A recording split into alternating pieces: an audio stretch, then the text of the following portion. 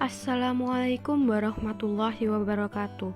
Kami dari kelompok 1 ingin menjelaskan secara singkat tentang bab yang kami dapat, yaitu iman kepada kitab-kitab Allah Subhanahu wa Ta'ala yang terdapat pada rukun iman yang ketiga.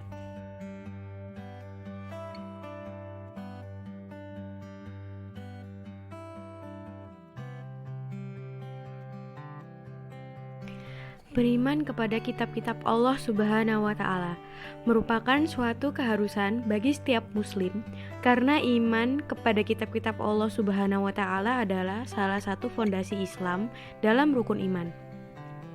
Iman kepada kitab-kitab Allah juga mempunyai pengertian, yakni meyakini di dalam hati tentang kebenaran bahwa Allah Subhanahu wa Ta'ala pernah menurunkan kitab-kitab kepada Rasul-Nya, kemudian dibenarkan dengan ucapan lisan dan dibuktikan dengan tingkah laku dalam kehidupan.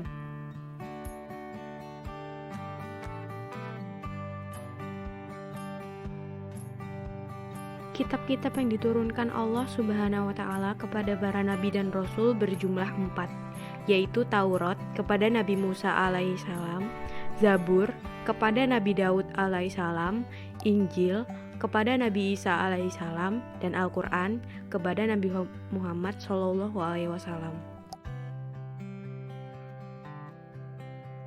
Kitab Allah Subhanahu wa Ta'ala ini berisi perintah untuk kembali ke jalan Allah Subhanahu wa Ta'ala dan berisi larangan Allah Subhanahu wa Ta'ala. Berikut dalil yang menjadi salah satu dasar perintah iman kepada kitab-kitab Allah Subhanahu wa Ta'ala. Bismillahirrahmanirrahim. Ya ayyuhalladzina aminu billahi wa rasulihi wal kitabilladzi nazzala ala rasulihi wal kitabilladzi anzala min qabl وَمَنْ يَكْفُرْ بِاللَّهِ وَمَلَائِكَتِهِ وَكُتُبِهِ وَرُسُلِهِ وَالْيَوْمِ الْآخِرِ فَقَدْ ضَلَّ ضَلَالًا بَعِيدًا. Yang artinya, wahai orang-orang yang beriman, tetaplah beriman kepada Allah dan Rasul-Nya, dan kepada kitab yang diturunkan kepada Rasul-Nya, serta kitab yang diturunkan sebelumnya. Barang siapa ingkar kepada Allah, malaikat-malaikatnya, kitab-kitabnya, rasul-rasulnya, dan hari kemudian, maka sungguh orang itu telah tersesat sangat jauh. Quran Surat An-Nisa ayat 136.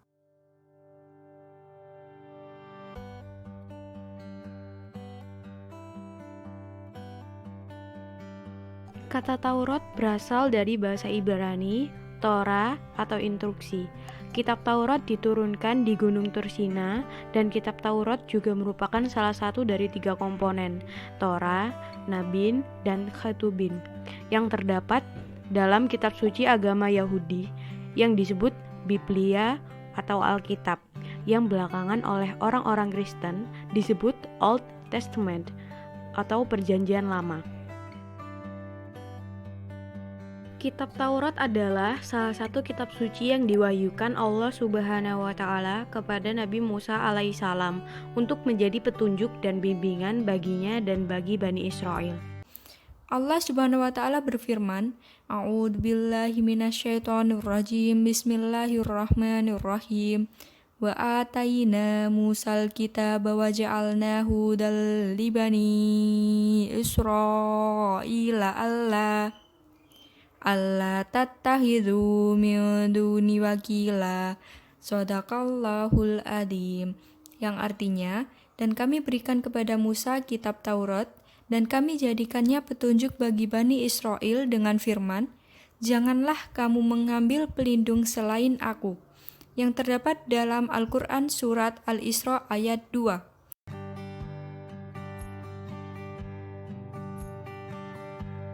Isi pokok kitab Taurat dikenal dengan 10 hukum atau Ten Commandments, atau 10 firman yang diterima Nabi Musa alaihissalam di atas Bukit Tursina atau Gunung Sinai.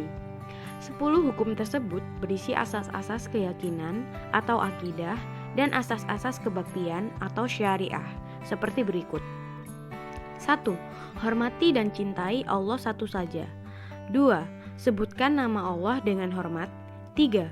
Kuduskan hari Tuhan, hari ketujuh atau hari Sabtu. 4. Hormati ibu bapakmu. 5. Jangan membunuh. 6. Jangan berbuat cabul. 7. Jangan mencuri. 8. Jangan berdusta. 9. Jangan ingin berbuat cabul. Dan 10. Jangan ingin memiliki barang orang lain dengan cara yang tidak halal.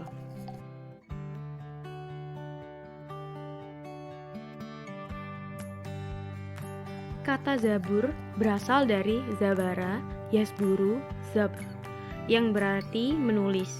Makna aslinya adalah kitab yang tertulis. Zabur dalam bahasa Arab dikenal dengan sebutan Mazmur atau jamaknya Mazamir. Dan dalam bahasa Ibrani disebut Mizmar, yaitu nyanyian rohani yang dianggap suci. Sebagian ulama menyebutnya Mazmur, yaitu salah satu kitab suci yang diturunkan sebelum Al-Quran atau selain Taurat dan Injil.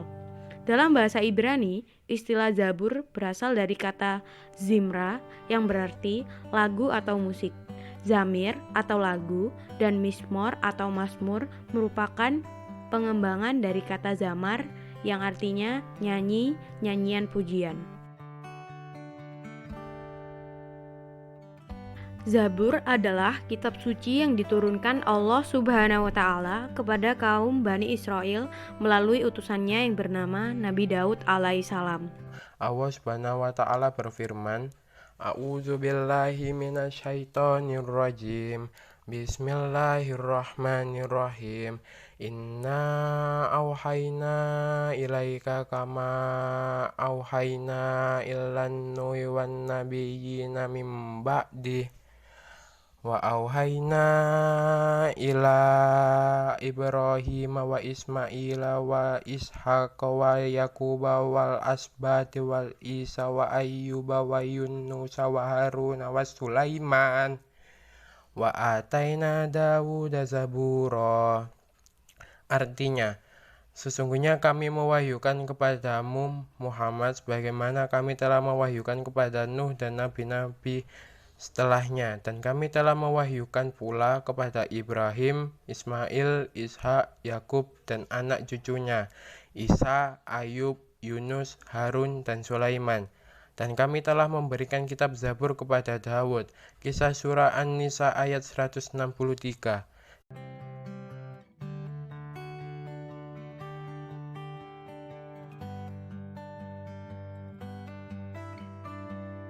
Secara garis besar, nyanyian rohani yang disenandungkan oleh Nabi Daud alaihissalam dalam kitab Zabur terdiri atas 5 macam. 1. Nyanyian untuk memuji Tuhan atau liturgi. 2. Nyanyian perorangan sebagai ucapan syukur. 3. Ratapan-ratapan jamaah. 4. Ratapan dan doa individu. Dan 5. Nyanyian untuk raja.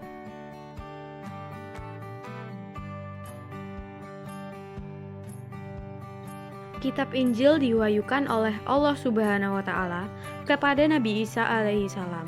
Kitab Injil yang asli memuat keterangan-keterangan yang benar dan nyata, yaitu perintah-perintah Allah Subhanahu wa Ta'ala agar manusia mengesahkan dan tidak menyekutukannya dengan suatu apapun. Ada pula penjelasan bahwa di dalam kitab Injil terdapat keterangan bahwa di akhir zaman akan lahir nabi yang terakhir dan penutup para nabi dan rasul, yaitu bernama Ahmad atau Muhammad Sallallahu Alaihi Wasallam. Kitab Injil diturunkan kepada Nabi Isa alaihissalam sebagai petunjuk dan cahaya penerang bagi manusia. Kitab Injil sebagaimana dijelaskan dalam Al-Quran bahwa Isa alaihissalam untuk mengajarkan tauhid kepada umatnya atau pengikutnya. Tauhid di sini artinya mengesahkan Allah dan tidak menyekutukannya. Penjelasan ini tertulis dalam Quran surat Al-Hadid ayat 27 yang berbunyi, Bismillahirrahmanirrahim. Summa qafaina ala atharihim birusulina wa qafaina bi sabani Maryam wa atainahu injil وآتيناه إنجيل وجعلنا في قلوب الذين اتبعوه رأفة ورحمة. Shadaqallahul azim. Yang artinya, kemudian kami susulkan rasul-rasul kami mengikuti jejak mereka, dan kami susulkan pula Isa putra Maryam, dan kami berikan Injil kepadanya, dan kami jadikan rasa santun dan kasih sayang. Quran Surat Al-Hadid ayat 27.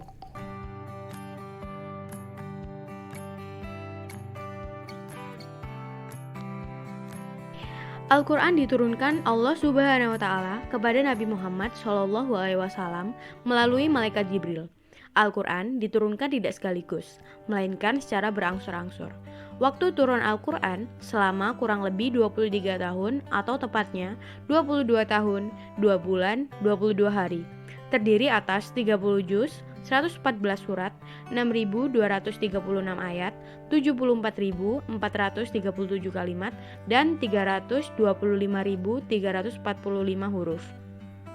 Wahyu pertama adalah surat Al-Alaq ayat 1-5, diturunkan pada malam 17 Ramadan tahun 610 Masehi di Gua Hira, ketika Nabi Muhammad SAW sedang berkhalwat. Allah Subhanahu wa Ta'ala menurunkan kitab suci Al-Quran kepada umat manusia karena memiliki tujuan untuk menghapus sebagian syariat dan menyempurnakan kitab-kitab yang diturunkan sebelumnya, yaitu Taurat, Zabur, dan Injil. Allah Subhanahu wa Ta'ala berfirman, "Wa anzalna ilaikal kitaba bil haqqi musaddiqan lima baina yadayhi minal kitabi wa muhaiminan 'alaihi fa'ahkum bainahum bima anzalallah wa la tattabi' ahwa'ahum amma ja'aka minal haqq." Artinya, dan kami telah menurunkan kitab Al-Quran kepadamu Muhammad dengan membawa kebenaran yang membenarkan kitab-kitab yang diturunkan sebelumnya dan menjaganya. Maka putuskanlah perkara mereka menurut apa yang diturunkan Allah, dan janganlah engkau mengikuti keinginan mereka dengan meninggalkan kebenaran yang telah datang kepadamu.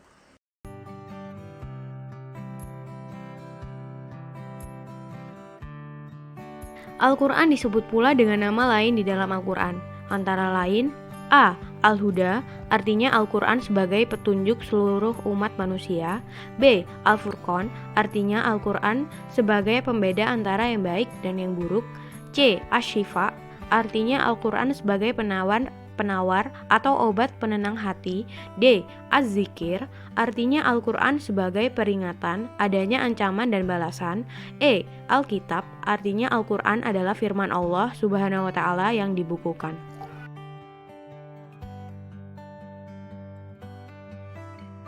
Adapun isi kandungan Al-Quran adalah sebagai berikut. A. Akidah atau keimanan. B. Ibadah, baik ibadah mahda maupun gairu mahda. C. Akhlak seorang hamba kepada Khalik, kepada sesama manusia dan alam sekitarnya. D. Muamalah, yaitu hubungan manusia dengan sesama manusia. E. Tarikh, yaitu cerita Nabi dan Rasul, orang-orang saleh, dan orang-orang yang ingkar. F. Semangat mengembangkan ilmu pengetahuan.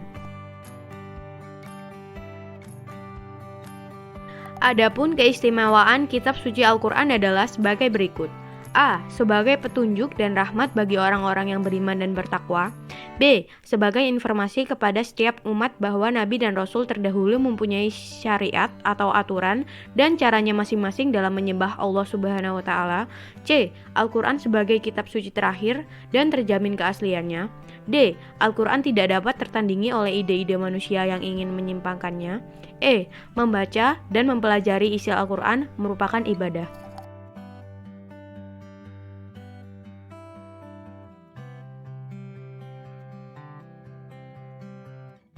Satu. Ajaran kitab-kitab Allah Subhanahu wa Ta'ala.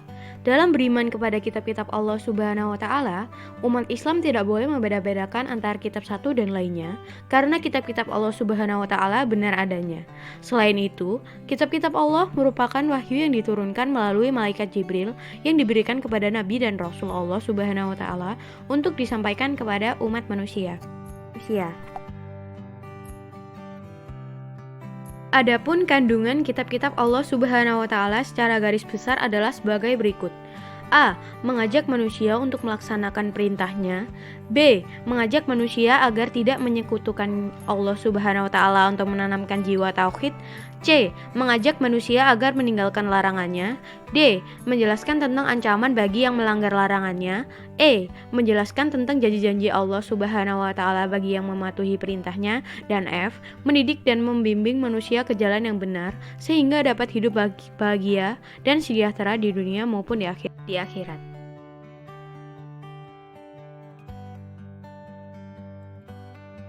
Setiap kitab suci memiliki masa berlaku yang berbeda-beda kecuali Al-Quran, sehingga untuk mengimani kitab suci satu dengan yang lainnya pun berbeda-beda. Adapun metode yang dapat dilakukan untuk mengimani kitab suci yaitu ijtimali dan tafsili. Mengimani secara ijtimali yaitu hanya wajib meyakini kebenaran bahwa kitab-kitab tersebut diwahyukan oleh Allah Subhanahu wa taala kepada Rasul-Nya dan tidak wajib mempelajari maupun mengamalkannya.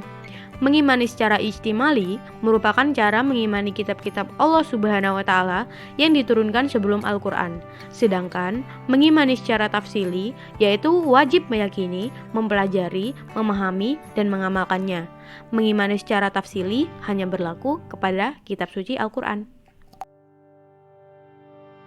2. Kedudukan kitab-kitab Allah Subhanahu wa taala. Kitab suci diturunkan kepada para nabi dan rasul sesuai dengan zamannya kecuali Al-Qur'an yang diturunkan kepada Nabi Muhammad SAW. Berlaku untuk semua umat sepanjang masa dan menjadi rahmat bagi seluruh alam. Beberapa kedudukan kitab-kitab Allah Subhanahu wa taala yang perlu diketahui oleh umat Islam adalah sebagai berikut.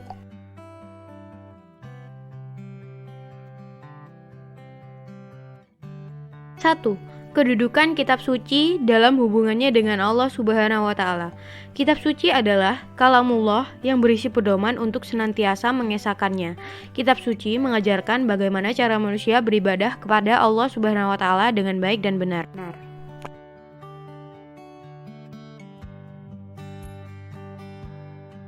2. Kedudukan kitab suci dalam hubungan dengan sesama manusia. Setiap manusia pasti memerlukan sebuah pedoman dalam kehidupannya supaya tidak tersesat dan tidak keliru dalam memilih jalan hidup yang dapat mendatangkan kerugian dan kesengsaraan, baik di dunia maupun di akhirat. Untuk itu, diperlukan suatu pedoman. 3.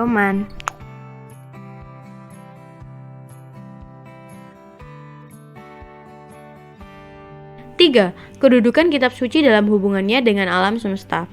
Allah Subhanahu wa taala menciptakan seluruh alam semesta untuk kepentingan manusia. Tanpa udara yang segar, manusia akan sulit bernapas dengan baik. Oleh karena itu, manusia memerlukan pedoman yang dapat mengatur bagaimana seharusnya berhubungan dan memperlakukan alam.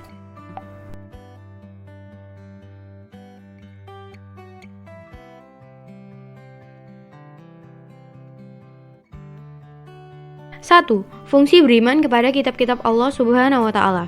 Beriman kepada kitab-kitab suci Allah Subhanahu wa taala merupakan kewajiban umat Islam. Beberapa fungsi beriman kepada kitab-kitab Allah Subhanahu wa taala yaitu: A. Menjadikan seseorang lebih rajin dalam beribadah kepada Allah Subhanahu wa taala. B. Menjadikan seseorang sabar menerima cobaan, selalu bersyukur dan jauh dari sifat sombong ketika mendapatkan keberhasilan. C. Menjadikan seseorang mempunyai kepekaan sosial yang tinggi sehingga dapat memperhatikan lingkungan yang ditinggali. D. Mengingatkan kepada seseorang untuk tidak berbuat selain yang diridhoi Allah Subhanahu wa taala. E. Menjadikan seseorang mendapat petunjuk yang benar. Dan F. Menjadikan seseorang memahami perintah dan larangan Allah Subhanahu wa taala.